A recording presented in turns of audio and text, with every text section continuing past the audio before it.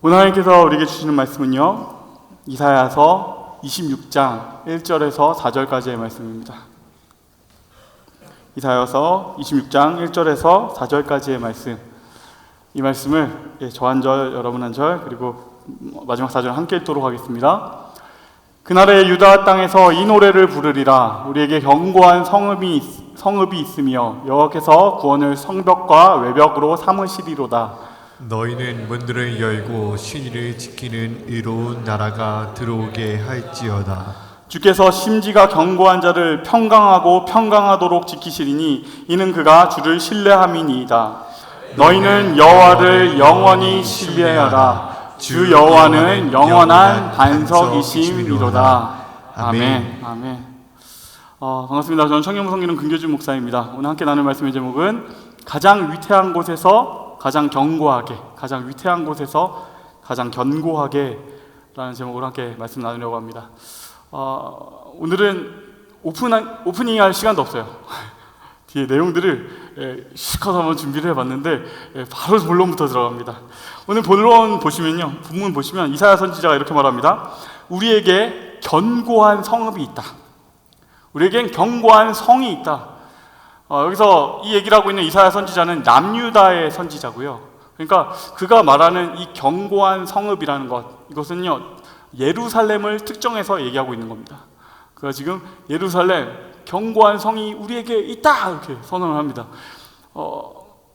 근데 저는 사실 납득이 잘 안 됩니다. 그건 왜냐면 제가 아주 궁극의 T이기 때문이에요. 일단 팩트를 한번 집어보게 돼요. 견고한 성이 있다 하면 아멘 할렐루야 와 이렇게 돼야 되는데 그게 아니라 이게 맞아? 라는 생각이 좀 들기 시작해요. 그건 두 가지 측면에서 그런데요. 왜 그러면 이 예루살렘이, 이스라엘이 위치가 별로 좋지가 않아요. 별로 좋지 않은 두 가지 측면에서 그런데요. 유다는 좋은 땅인가에 대해서 첫 번째, 유다가요 농사 짓기에 좋은 땅이 아닙니다. 농사 짓기에 좋은 땅이에요. 지도를 하나 먼저 보여드릴게요. 이 지도는 뭐냐면 그 당시에 고대 오리엔트 사회, 그러니까 고대 근동 쪽에서 가장 비옥했던 초승달 지대라는 가장 비옥했던 지대를 표현한 이런 지도인데요.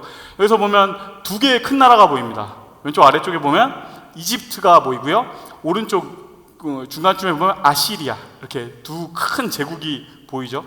이 지역 두 개는 뭐냐면 여러분 혹시 기억나실 수도 있는데 우리가 초등학교 때, 중학교 때 이런 때 배웠죠? 세계 4대 문명 하면 뭐가 있죠?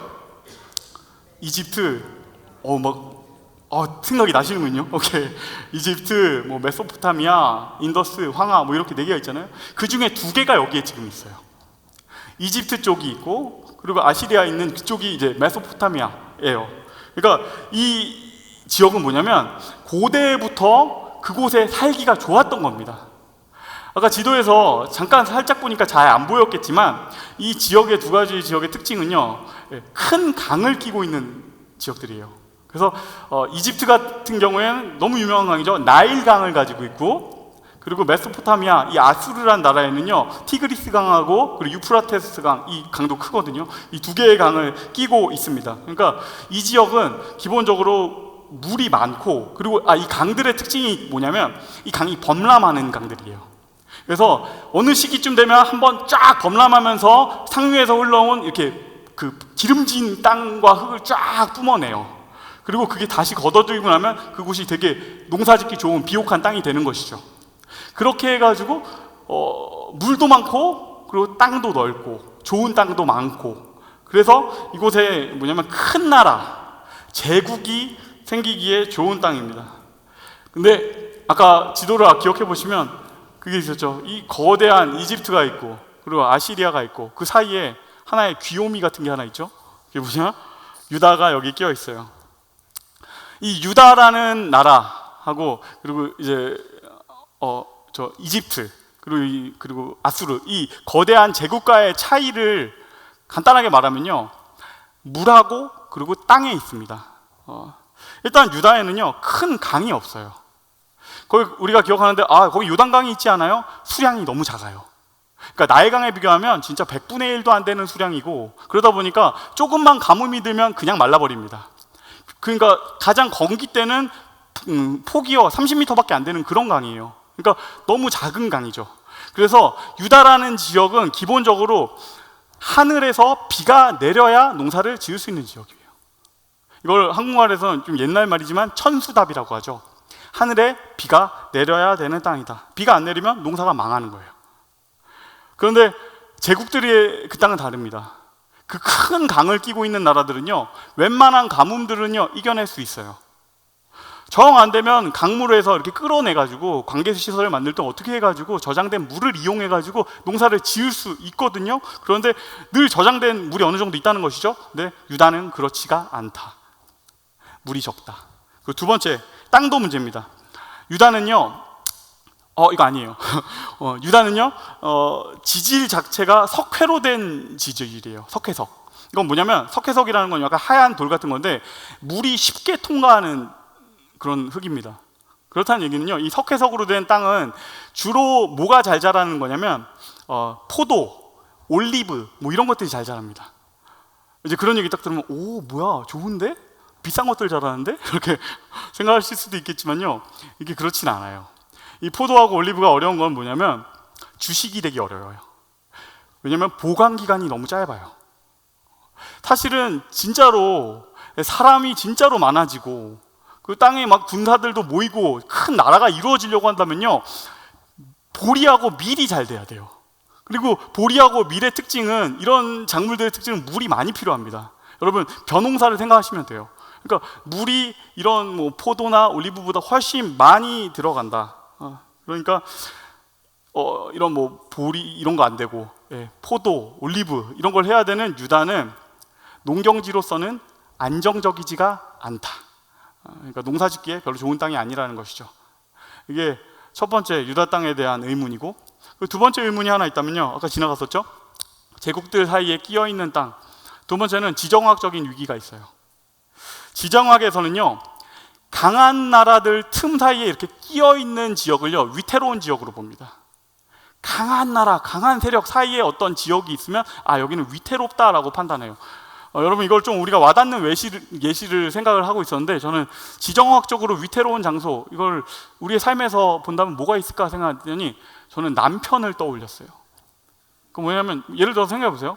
설에 아내하고 시어머니가 대화를 하고 있어요. 아가, 올해 설에는 우리 집에서 지내야지. 어머니, 저희는 이번에 친정 먼저 가기로 했어요. 아가야, 결혼하면 친정이 먼저 아니니? 어디 거기를 뭐 이렇게 먼저 가려고 하니? 아니요 어머니, 그리고 요즘엔 그런 거 없어요. 막 이렇게 둘이 막 얘기를 하다가 점점 언성이 높아지고 나를 쳐다보기 시작합니다. 여러분, 이때 저는 어떤 쪽을 택해야 될까요? 답이 어디 있어요? 주님 편이죠. 기도해야 돼요. 숨 안 쉬면서 소파나 TV처럼 있어야 되는 것이죠. 여러분, 강한 세력, 강한 나라들 틈 사이에 있는 나라는요, 이런 일을 당하게 돼요. 강한 나라들이 계속 물어보거든요. 너 어느 편이야? 이걸 계속 물어보거든요. 이스라엘도 계속해서 그 상황에 시달립니다.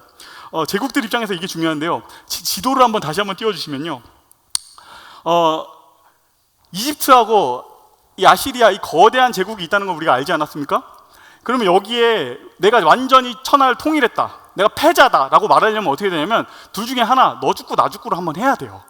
근데 그렇게 하려면 어떻게 해야 되느냐, 이집트가 아시리아를 치려고 해도 유다를 지나가야 되고요, 그리고 아시리아가 이집트를 치려고 해도 유다를 지나가야 돼요. 여러분, 지도를 보면 뭐야, 저 밑에 땅이 저렇게 많은데요? 뭐 이렇게 생각할 수도 있는데요, 그 밑에는 지도로 보기에는 그럴듯해 보이지만 사실은 저기는 거의 광야고 사막이에요. 그러니까 물도 없고 보급도 안 되니까 거기는 큰 군대가 지나가기에는 그냥 아예 못 가는 땅이에요. 바다 같은 곳이라고 생각하면 됩니다. 그러니까 이 유다를 지나가서 이렇게 올라가는 저 왕의 대로, 그게 유일한 통로인 것이죠. 그래서 이런 구도 속에서 이스라엘을 내 편으로 먹는 나라는요, 뭐가 생기는 거냐면 기본적으로 상대에 대한 쿠션이 하나 생기는 겁니다. 뭐냐면 저놈이 나를 치러 오려고 한다면 얘를 지나서 와야 되잖아요. 나의 동맹 이스라엘이 있으니까 얘가 한번 싸워줄 거잖아요. 그리고 만에 하나 얘가 어떻게 뭐 묘하게 와가지고 루트를 잘해가지고 그 이스라엘하고 안 싸우고 뭐 이집트로 직행했다고 칩시다. 근데 그렇게 되면은 괜찮은가? 아니요. 이스라엘이 언제 일어나가지고 보급로를 끊을 수가 있잖아요. 그럼 거기 갔던 사람들 다 죽게 되는 거죠. 그래서 주기적으로 제국들은 이스라엘을 때리게 되어 있어요. 너 어느 편이야? 한번 제압하고 때려놓고 우리 힘 보여주고 우리 편으로 복속시키는 것을 반복하게 됩니다. 오늘 본문 이사야 선지자의 시대, 히스기야 왕의 시대에도 그런 일이 하나 있었습니다. 열왕기하 18장 13절 14절 말씀입니다. 우리 함께 읽겠습니다. 히스기야 왕 제14년에 아수르의 왕 사네립이 올라와서 유다 모든 견고한 성읍들을 쳐서 점령하매 유다의 왕 히스기야가 라기스로 사람을 보내어 아수르 왕에게 이르되 내가 범죄하였나이다. 나를 떠나 돌아가소서. 왕이 내게 지으신 것을 내가 당하리이다 하였더니 아수르 왕이 곧 은 300달란트와 근 30달란트를 정하여 유다 왕 히스기야에게 내게 한지라. 아멘. 아수르가 남유다를 칩니다. 당시에 이 아수르가 그 당시에 그 근동 지방에서 최강자였어요. 가장 강한 제국. 그 제국이요 BC 722년도에 북이스라엘을 멸망시켜버리고 그 다음에 이제 남유다도 마저 멸망시키러 내려옵니다. 14절을 보면 거기서 라기스가 함락되어가는 그 모습을 보여주는데, 이 라기스라는 건요 이스라엘의 요새 도시입니다. 그러니까 예루살렘 다음으로 중요한 군사 요충지예요. 근데 거기가 이제 함락되기 직전인 것이에요. 그래서 막 히스기야 왕은요 이 성전에 있는 은과 금을 다 갖다가 막 바칩니다. 아 형님 제발 이것만 가지고 그냥 돌아가세요. 저 형님 편인 거 아시죠? 이렇게 하는 거예요. 그런데 그거를 받았으면 아수르가 돌아가야 되잖아요. 그렇지 않아요. 아수르가 이걸로 안 만족하고 계속해서 예루살렘에서 내려옵니다. 17절 말씀인데요, 아수르 왕이 다르단과 랍사리스와 랍사게로 하여금 대군을 거느리고 라기스에서부터 예루살렘으로 가서 히스기야 왕을 치게 하며 그들이 예루살렘으로 올라가니라.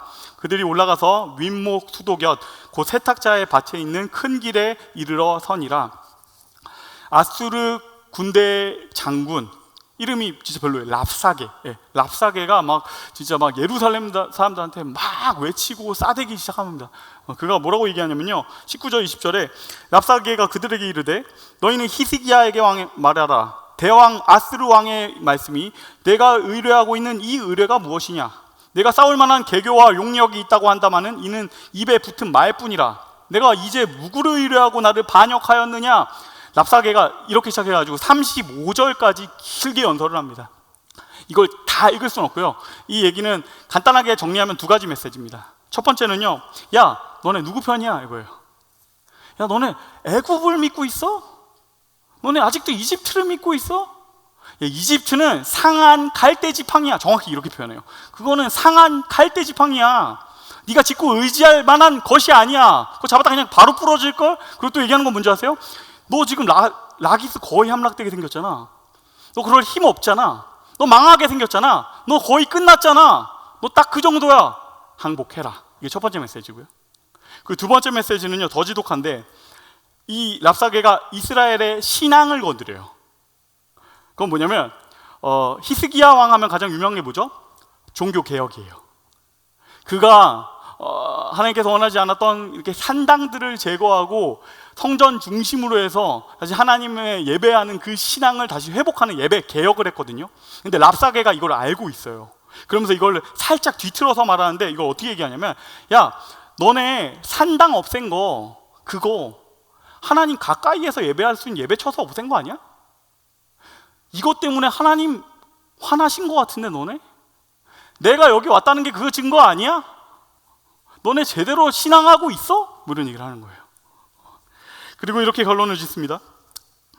너희는 유다의 왕 히스기야에게 이렇게 말하여 이르기를 내가 믿는 내 하나님이 예루살렘을 아수르 왕의 손에 넘기지 아니하겠다 하는 말에 속지 말라. 아수르의 여러 왕이 여러 나라에 행한 바 진멸한 일을 내가 들었나니 내가 어찌 구원을 얻겠느냐? 항복해라. 내 편에 서라. 너희 도와줄 사람 한 명도 없다. 그냥 조용히 항복해라, 이 얘기를 하고 있는 것이에요. 여러분, 랍사게가 하는 이 말이 너무 기분이 나쁘긴 하지만, 너무 불쾌하게 들리긴 하지만, 여기서 우리는 드는 생각이 하나 있습니다. 예루살렘이 정말 좋은 땅이 맞아? 예루살렘이 견고한 성읍이 맞아? 주님은 왜 이런 곳에 당신의 백성을 자리하게 하시는가? 왜 이집트나 메소포타미아에 거기에 제일 강 있고 좋은 데다가 거기로 가라라고 안 하시고 왜 이런 땅에다가 당신의 백성을 자리하게 하셨는가? 농사짓기에도 불안하고 늘 전쟁의 위기에도 노출되어 있는 이 땅, 하나님이 왜 당신의 백성을 거기에 살게 하시는가? 그러니까 이게 늘 고통스러운 것입니다. 그리고 거기에서 들어가서 사는 방식도 문제예요. 거기에서 그들이 뭘 해야 되냐면 하나님을 믿는 유일신 신앙을 해요. 이게 또 쥐약이에요. 여러분, 이 거대한 제국의 사이에 낀 나라는 반드시 뭘 해야 되냐면 사실은 다신교 시스템으로 가야 됩니다. 왜냐하면 되게 심플해요. 어디든 늘 우리를 점령할 수 있다는 걸 알고 있어요. 우리가 약하니까. 그래서 그 점령당하면 그러면 어떻게 해야 되느냐? 아, 형님 내신 저희가 이제 같이 모시겠습니다. 우리 10명이었는데 이제 11명 됩니다. 형님 신을 1순위 올려드릴게요. 딱 올려드려요. 그러고 나서 형님 우리는 하나입니다, 뭐 이렇게 하면 되잖아요. 되게 심플하잖아요. 되게 좋은 방식이잖아요. 그래서 싸울 일이 없게 해야 되는데, 그런데 그런 땅에 살면서 하나님은 한 분이시다, 하나님이 우리에게 주신 율법이 있다, 너희들과 사는 방식과 전혀 다른 우리들만의 삶의 방식이 있다, 그것은 사랑을 바라보고 긍휼을 바라보고 평화를 바라보고 진실을 바라보는 그런 방식이다, 조금은 다른 우리의 방식이 있다, 이거를 해야 돼요. 너무 불편한 거 아닙니까? 너무 위험한 거 아닙니까? 어쩌면 하나님께서 그냥 싸우라고 던져놓은 것 같이 사는 거 아닙니까? 여러분, 여기 좀 들으면 아시겠죠? 이 얘기는 우리의 이야기입니다. 하나님은 당신의 백성을 세상에서 불러내셔서 세상 한복판에서 살게 하세요. 우리보다 더 강하고 더 센 사람들이 막 넘쳐나는 이곳에서 살게 하세요. 그리고 그 사는 방식이 저들 사는 것보다 훨씬 어려운 방식으로 살게 하세요. 한번 예를 들어볼까요? 세상 사람들은요, 일주일을 쓴다 그러면 내 삶의 방식 7일을 내 마음대로 풀로 씁니다. 그런데 우리는요, 적어도 하루는 떼어놓죠. 그 하루의 에너지만큼은 예배의 자리에서, 봉사의 자리에서, 기도의 자리에서 어떤 방식으로든 우리의 에너지를 거기서 씁니다. 그것뿐만입니까? 제일 중요한 거 뭐죠? 돈. 세상 사람들은 100을 받으면요 100을 다 씁니다. 이건 내가 주신 거니까, 내가 얻은 거니까 내가 쓰면 돼. 근데 우린 그렇지 않아요. 우린 100을 받으면 이 모든 것은 사실은 하나님의 것인데 그것을 인정하는 의미, 그것을 감사하는 의미에서 10분의 1을 떼어내고 우린 삽니다. 하나님, 주님께서 나에게 주시는 10분의 9, 이 9이 저들의 열보다 큽니다. 하나님, 이것을 주님께 내어드립니다. 이것을 우린 표시하면서 살고 있지 않습니까? 얼마나 미련해요. 그리고 또 그게 끝이 아니죠. 뭐 문제가 생기면 세상 사람들은요, 딱 쉽게 생각나는 방법들이 있어요. 돈으로 찍어 누르든가, 사람으로 찍어 누르든가, 아니면 내가 있는 힘 있는 사람 동원해가지고 그냥 내 마음대로 확 해버리는 그 방식 막 떠오르는데, 우리는 그런 어려운 문제 딱 닥치면 그때요 고민하기 시작해요. 힘든 일이 생기면요 엎드려서 기도하기 시작해요. 성경을 펼치기 시작해요. 대체 우리는 어떻게 해야 되나? 어떻게 해야 되나? 에너지의 낭비죠. 그리고 우리는 말도 안 되는 방식, 세상과 정반대의 방식들, 사랑하는 것, 희생하는 것, 긍휼을 따라가는 것, 평화, 진실, 이런 가치들을 따라 쫓아가요. 우리가 훨씬 힘들게 사는 것이죠. 그런 우리들을 향해서 세상이 말합니다. 오늘 랍사게 장군의 말은 우리를 향한 이야기이기도 해요. 18장 31절 32절에서 랍사게는 이렇게 말합니다. 너희는 히스기야의 말을 듣지 말라. 아스르 왕의 말씀이 너희는 내게 항복하고 내게로 나아오라. 그리하고 너희는 각각 그의 포도와 무화과를 먹고 또한 각각 자기의 우물에 물을 마시라. 내가 장차 와서 너희를 한 지방으로 옮기리니 그곳은 너희 분토와 같은 지방, 곧 곡식과 포도주가 있는 지방이요 떡과 포도원이 있는 지방이요 기름나는 감람과 꿀이 있는 지방이라. 너희가 살고 죽지 아니하리라. 히스기야가 너희를 설득하여 이르기를 여호와께서 우리를 건지시리라 하여도 히스기야에게서 듣지 말라. 무슨 얘기죠? 히스기야 왕이 하는 말, 선지자가 하는 말 듣지 마. 세상은 힘이야. 이쪽에 붙어. 우리하고 같이 살자. 우리의 방식으로 살자. 라고 지금 권유하고 있는 것입니다. 세상이 우리에게도 그렇게 얘기해 옵니다. 그들이요, 이렇게 막 폭력적인 방식, 고대엔 그렇게 했다면 우리에게는 조금 더 젠틀하게 말해옵니다. 우리를 생각해서 말합니다. 다 알아. 너네 방식이 더 좋아 보이는 것도 알겠어. 근데 세상이 이렇잖아. 너네가 있는 지리가 이렇잖아. 너는 그 고래들 사이에서 끼어있는 새우 등 같은 존재잖아. 여기 살려면 어떡하겠어. 내 방식대로 살자. 우리 좀 좋은 길을 찾아보자. 이렇게 설득하는 것입니다. 여러분, 랍사게가 이렇게 말할 때, 세상이 우리에게 이렇게 말해올 때 우리는 무엇을 하죠? 그 순간에 히스기야 왕의 모습을 봅니다. 그가요, 이 얘기를 듣자마자 답하지 않습니다. 그는 엎드립니다. 기도합니다. 15절에서 17절 말씀입니다. 그 앞에 히스기야가 기도하여 이르되 그룹들 위에 계신 이스라엘의 하나님 여호와여, 주는 천하만국의 홀로 하나님이시라. 주께서 천지를 만드셨나이다. 여호와여, 귀를 기울여 들으소서. 여호와여, 눈을 떠서 보시옵소서. 사내립이 살아계신 하나님을 비방하러 보낸 말을 들으시옵소서. 우리 하나님 여호와여, 원하건대 이제 우리를 그의 손에서 구원하옵소서. 그리하시면 천하만국이 주 여호와가 홀로 하나님이신 줄 알리이다 하니라. 주님 도와주세요. 주님, 우리에게 답이 없어요. 주님 도와주세요. 엎드리죠. 어쩌면 너무 무력한 방식입니다. 어쩌면 너무 나약해 보이는 방식입니다. 우리는 엎드립니다.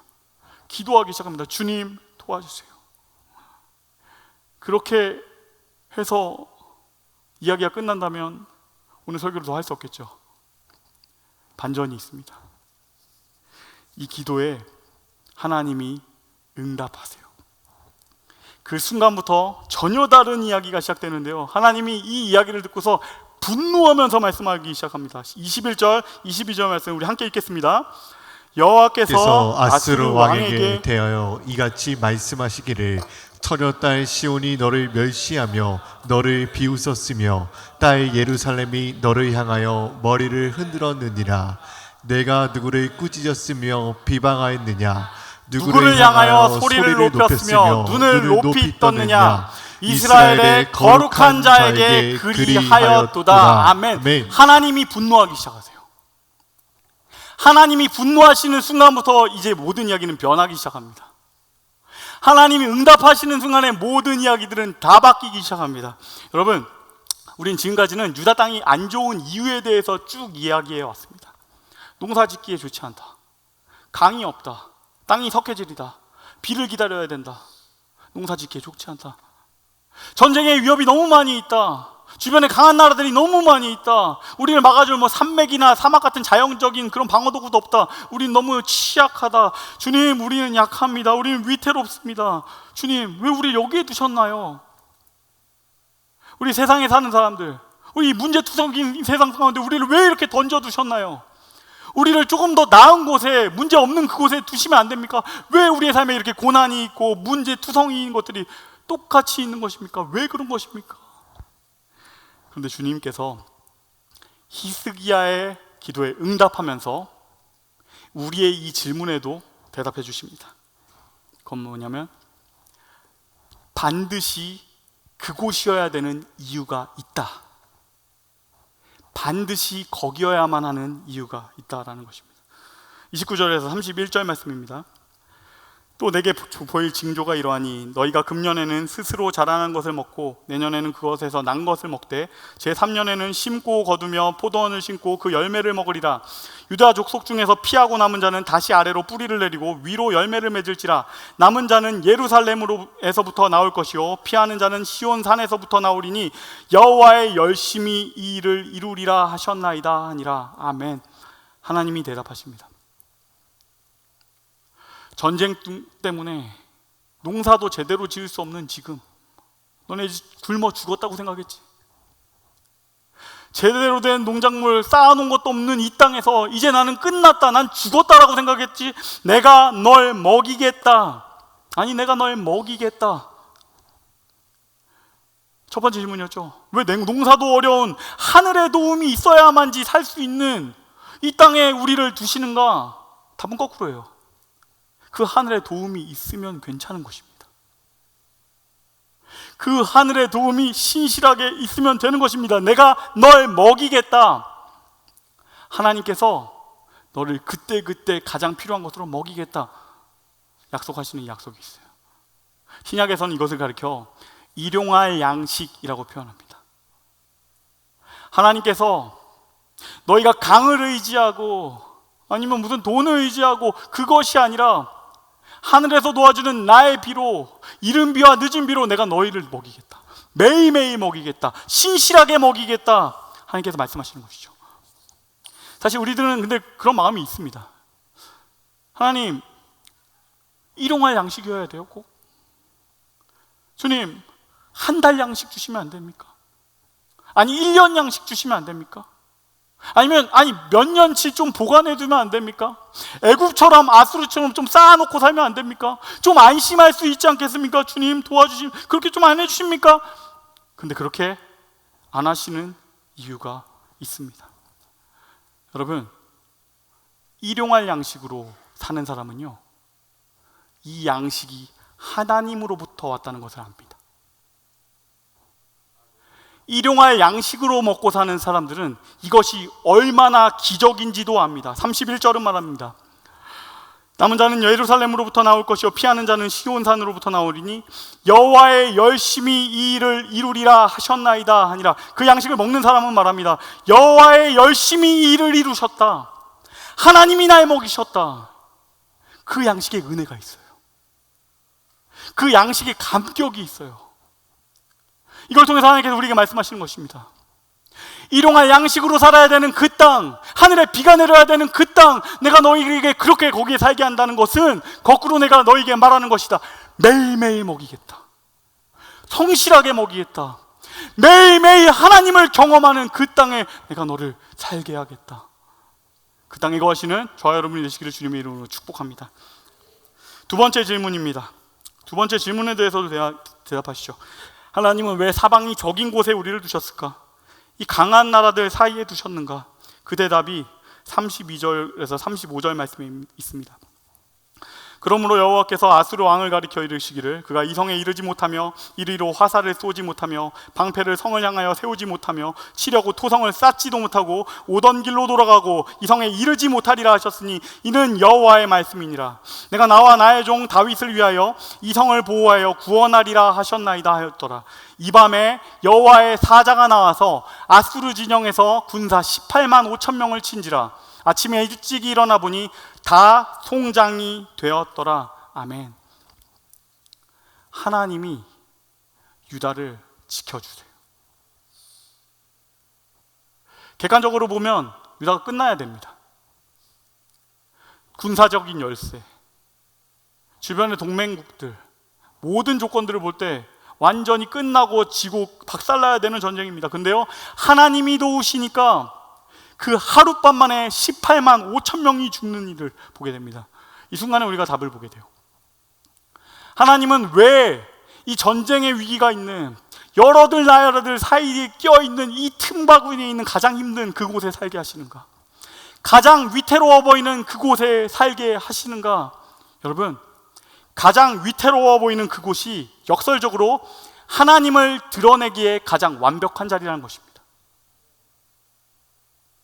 하나님이 어떻게 일하시는가? 하나님은 어떤 분이신가? 유다의 사자는 어떤 왕이신가?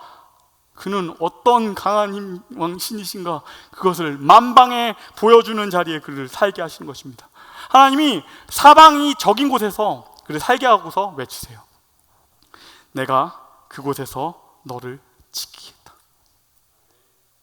내가 신실하게 너를 지키겠다. 내가 너의 성이 되어주겠다. 힘의 논리, 약육 강식의 논리, 이 전쟁의 논리가 지배하는 세상에서 내가 이 너를 지켜주겠다. 모든 나라가 그걸 보는 것입니다. 랍사게하고 세상은 우리에게 말해옵니다. 제국이 편안해. 제국이 행복해. 돈이 있어야 평안하지. 힘이 있어야 행복하지. 그걸 계속해서 우리에게 말하는 것이죠. 제국이 평안해. 근데 정말 그런가요? 여러분, 우리 다 알고 있지 않습니까? 돈 있는 사람들, 힘 있는 사람들이 정말로 그렇게 평안하고 누구보다 더 행복하던가요? 그렇지가 않아요. 제국을 보면 그들이 더 행복할 것 같지만 그렇지가 않아요. 제국을 좀 더 자세히 볼까요? 제국에서 가장 평안한 사람, 가장 행복할 사람 한 명 있다면 누구일까요? 그것은 제일 꼭대기에 있는 사람 아닙니까? 그 모든 사람들 꼭대기에 있는 사람, 황제. 근데 그의 인생을 생각해 보면요, 금방 알 수 있어요. 그가 평안하지 못합니다. 모든 사람들 위에 있는 그 사람에게요, 독살의 위험이 늘 있어요. 독을 누가 넣어놨을지도 모르는데 산의 진미가 무슨 의미가 있습니까? 내 주변에 사람이 많다고요?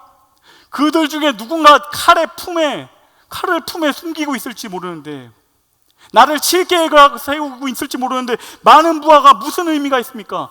여러분, 결국에요, 오늘 이 전쟁에서 지고 돌아간 사네립 왕은요, 자기 니느웨에 가가지고 배반당해서 죽습니다. 그리고 새로운 나라가 막 세워져요. 힘의 논리로 사는 사람들은 거기에서 자기가 강해도 불안합니다. 왜냐하면 더 강한 놈이 나타나면 잡아먹히기 때문이에요. 사실은 평안할 것 같지만 평안이 없어요. 2층 위에는 3층이 있고 3층 위에는 4층이 있고 내가 생각하지 못한 위협은 늘 있어요. 그곳에 불안하면서 덜덜 떨면서 그러나 밖으로 보기에는 굉장한 것처럼 살고 있는 것입니다. 그런데 하나님께서 우리에게 주시는 방식은요, 전혀 다른 방식이에요. 그들은 이해할 수 없는 평안함, 그것이 우리 가운데 있습니다. 나의 힘 가지고 나를 지키는 것이라면 내 힘보다 더 센 놈이 나타나면 내가 다 망해가는 게 정상이죠. 근데 하나님의 능력으로 사는 사람들은요, 달라요. 그들은 이해할 수 없는 평안함, 이해할 수 없는 행복, 이해할 수 없는 기쁨이 우리 가운데 있어요. 사람들은 생각해요. 야, 저 불안한 땅에 사는 사람들이 왜 이렇게 행복한 거지? 박살나 없어져야 되는 저 사람들이 왜 이렇게 안전한 거지? 왜 이렇게 평안한 거지? 세상이 이해할 수 없는 그 평안이 우리 가운데 있습니다. 하나님이 내가 너를 지키겠다. 내가 너의 성이 되어주겠다.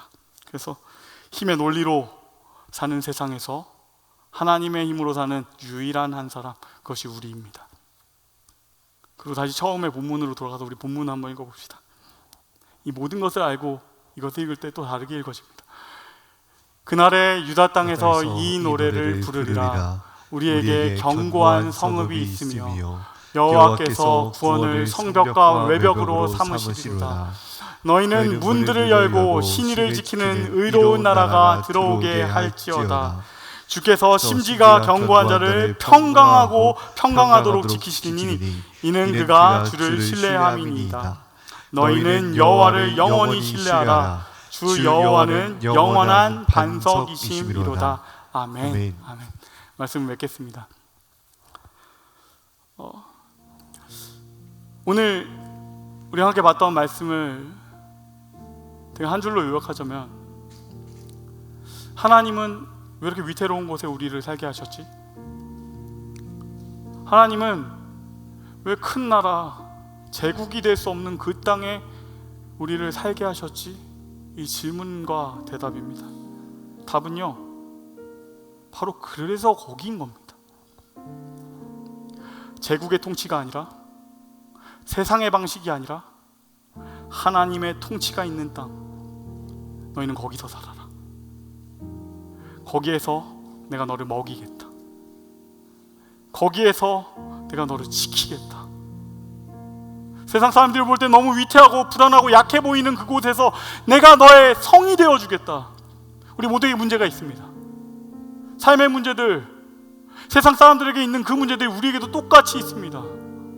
어쩌면 그 문제들 사이에서 우리는 이스라엘처럼 더 힘들게, 더 어렵게 살아갑니다. 이곳에 살기에는 적합하지 않은 방식으로, 이곳에 살기에는 더 힘든 것 같은 그 방식으로 오늘 하루를 살아갑니다. 그런데 그곳에서 주님께서 말씀하세요. 그 모든 것을 뒤집는 그 한마디, 내가 너의 성벽이 되어줄게. 내가 너를 지킬게. 시편 46편은 이렇게 말합니다. 우리 한 목소리로 크게 읽어볼까요? 하나님은 우리의 피난처시요 힘이시니 환난 중에 만날 큰 도움이시라. 그러므로 땅이 변하든지 산이 흔들려 바다 가운데 빠지든지 바닷물이 솟아나고 뛰돌든지 그것이 넘침으로 산이 흔들릴지라도 우리는 두려워하지 아니하리로다. 아멘. 아멘. 이 평안, 이 행복, 여러분 가장 위태로운 곳에서 그러나 가장 견고한, 매일매일 우리를 먹이시고 털끝 하나 다치지 않게 우리를 지키시는 그 하나님의 보호하신 가운데에서 오늘 살아내는 저와 여러분이 되시기를 주님의 이름으로 축복합니다.